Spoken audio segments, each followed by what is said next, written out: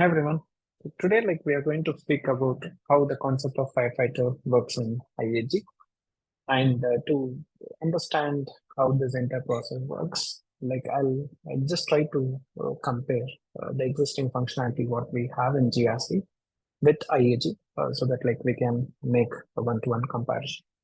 So the firefighter process in IAG, the terminology is called as privileged access management.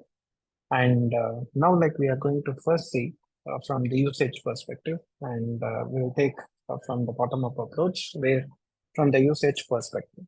So at this point of time, the concept of firefighters uh, exist in IAG instance only for two applications, all on-premise applications, like how the concept of GRC works. For all the on-premise application, the concept of firefighter works.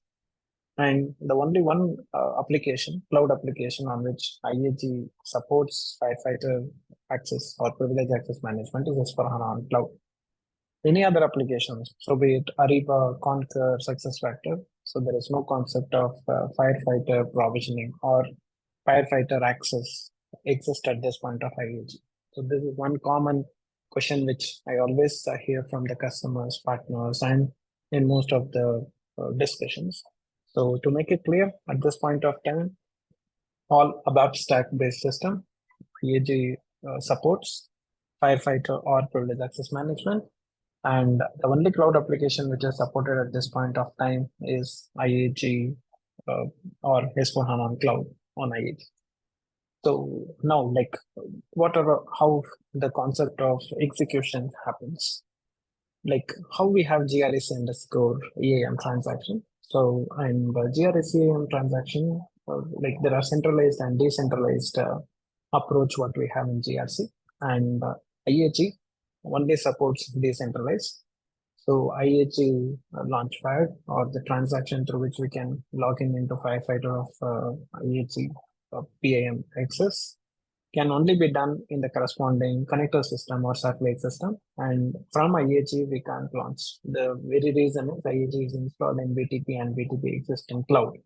And there can be a situation where we need to use S/4HANA on-premise application or GRC or solution manager or any on-premise application, and you can't launch an application from a cloud to an on-premise. So that's the reason IAG does not support centralized option. It only supports non-centralized, meaning we need to go and perform or carry out the activity in the corresponding connector system. So that's how the execution works. And once the execution is completed, the very same behavior of logs, the firefighter log review and the firefighter logs, which gets generated in on-premise application, through a job, it gets transferred from on-premise application to the IAG, and the log review and so on, which exist in GRC, everything works. And how this entire setup has been designed.